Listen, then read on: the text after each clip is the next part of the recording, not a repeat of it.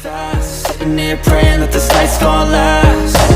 You got it all on tap, I'm loving your vibe, always have your back. We like all the same tracks, listen all night in the sheets all black. Hai halo, salam sejahtera Malaysia. Selamat datang ke channel Fels Lifestyle. Info padu, info hangat disediakan di dalam channel ini. Tuan-tuan dan puan yang saya amat hormati semua.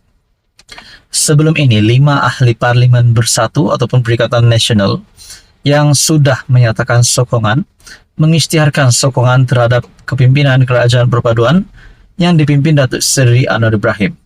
Dan yang terbaru yaitu Zulkifli, ahli parlimen bersatu yang juga menyatakan sokongan. Nah, terdapat satu lagi maklumat yang membuatkan ramai terkedu, yang membuat ramai meroyan.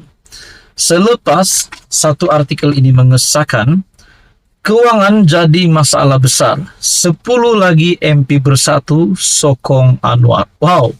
Sebelum ini kita mendengar 8 ahli parlimen daripada Perikatan Nasional akan menyatakan sokongan. Tetapi yang kali ini dapatan saya daripada Harapan Daily menyebut selepas kewangan ini menjadi masalah besar, 10 lagi MP bersatu sokong Anwar. Kita juga mendengar sebelum ini beberapa senarai ahli-ahli parlimen daripada pembangkang yang menyokong Kerajaan Perpaduan juga telah menyuarakan perkara yang sama, yaitu berkaitan dengan peruntukan. Dan mereka menyokong kepimpinan Kerajaan Perpaduan hari ini adalah kerana untuk pengundi di kawasan masing-masing. Nah, yang terkini, macam mana 10 lagi MP bersatu ini boleh sokong Anwar dan siapa identiti 10 MP bersatu ini? Artikel daripada Harapan Daily, masalah kewangan menjadi antara penyebab utama 10 lagi ahli parlimen bersatu menyokong kepimpinan Perdana Menteri. Sokongan terbaru ahli parlimen daripada Parti Sekutu PAS dalam blok PN muncul menjelang pembukaan sidang parlimen 26 Februari. Dalam sidang media, ahli parlimen Bukit Gantang, Datuk Syed Abu Husin, mendedahkan butiran sokongan berkenaan.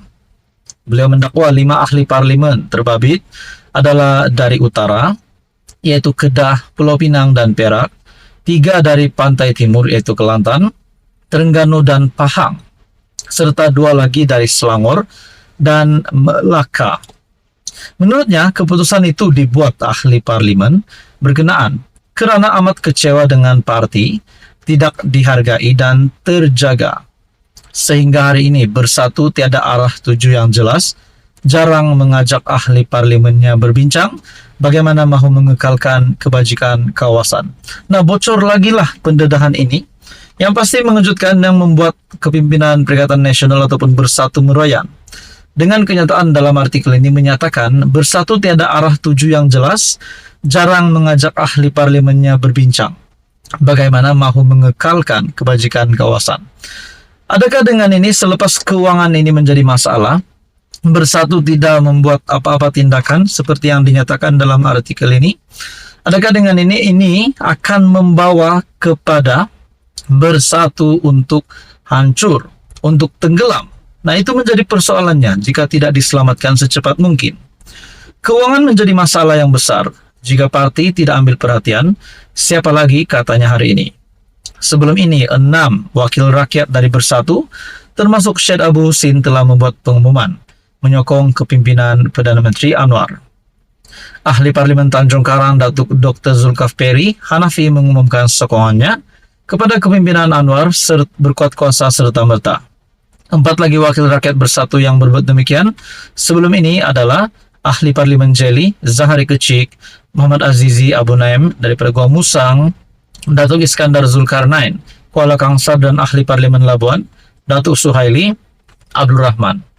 Nah, tuan-tuan dan puan, bagi saya ini pasti satu kejutan ngeri untuk Muhyiddin Yassin. Sekiranya benar, memang Bersatu ini jarang mengadakan perbincangan sesuai dengan kenyataan daripada artikel ini, jarang mengajak ahli parlimen berbincang bagaimana mahu mengekalkan kebajikan.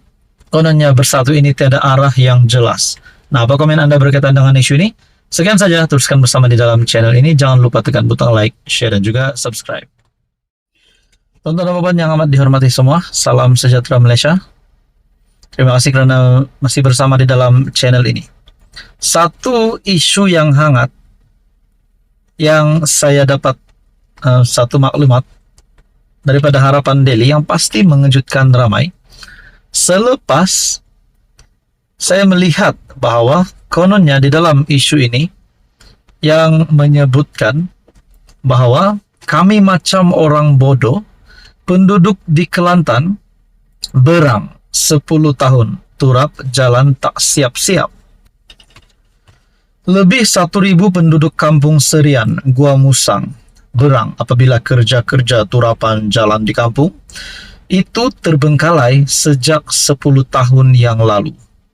Penduduk mendakwa Lembaga Kemajuan Kelantan Selatan ataupun Kesedar sehingga kini gagal menyiapkan kerja pembinaan jalan sepanjang 18 km yang membabitkan jalan Kampung Serian ke Kampung Barusta.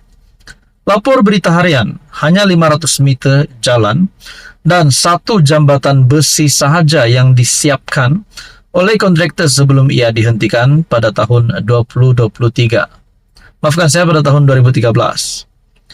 Lebih menambah rasa kesal, penduduk mendakwa sebanyak Rm5,3 juta diperuntuk bagi menyiapkan jalan 18 km itu, namun tiada hasil sehingga sekarang. Nah, saudara-saudara, ini yang kita nak bahas hari ini yang kita nak persoalkan hari ini.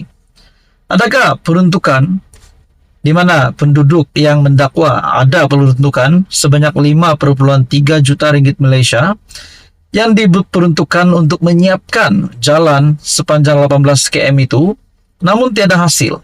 Adakah dengan ini persoalan yang utama berlaku adalah terdapat penyelewengan di dalam proyek ini yang berlaku di Kelantan?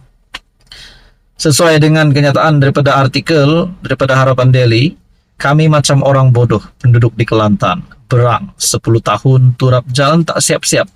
Nah, siapa yang bertanggung jawab untuk mengambil tanggung jawab? Pihak mana yang perlu mengambil tanggung jawab berkaitan dengan penyelewengan ini? Nah, kita boleh katakan ini adalah penyelewengan. Sekiranya Rm5,3 juta ini yang diperuntukkan untuk menyiapkan jalan sepanjang 18 km itu, namun tiada hasil.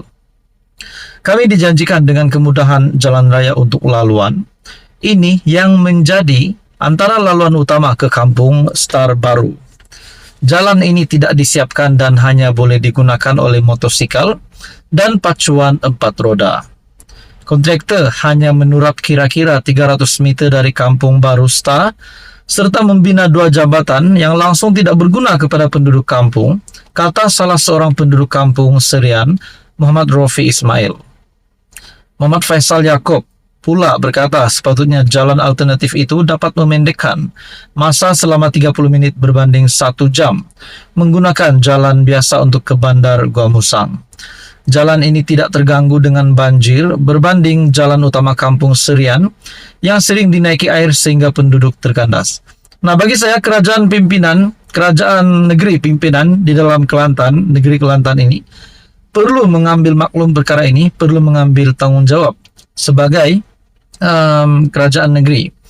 Nah, saudara-saudara, ini pasti mengejutkan siapapun juga yang menjadi kerajaan negeri untuk negeri Kelantan. Nah, saudara-saudara, bagi saya ini pasti tidak disukai, terutamanya penduduk di kampung tersebut. Nah, manakan tidak peruntukan sebanyak Rm5,3 juta, tetapi tidak ada hasil menurut penduduk kampung ini. Apa komen Anda? Sekiranya berlaku penyelewengan, sudah pasti si penyeleweng ataupun si penyakau ini perlu dikenakan tindakan undang-undang. Sekian saja, teruskan bersama di dalam channel ini. Jangan lupa tekan butang like, share, dan juga subscribe.